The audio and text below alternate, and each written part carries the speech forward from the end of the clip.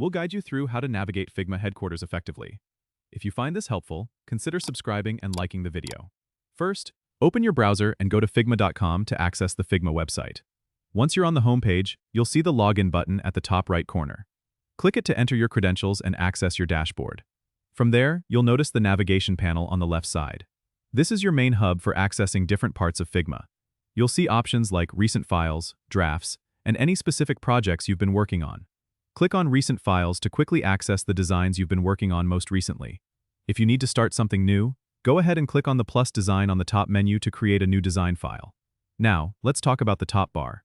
This is where you'll find the search function, which is crucial if you have multiple files and need to find something quickly. Simply type the name of the file or project, and Figma will filter it for you. On the right side of the top bar, you'll see your account icon. Clicking this allows you to manage your account settings, log out, or switch between different accounts if you have more than one. If you're part of a team, you can navigate to the Teams section from the left panel to see all the projects and files associated with your team. This feature is great for collaboration and keeping track of team progress.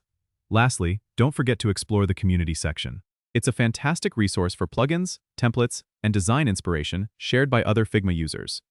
Remember, the key to navigating Figma Headquarters is understanding how to efficiently use the navigation panel and top bar to access your files, manage your account, and collaborate with your team. Don't forget to subscribe and comment if this helped you out.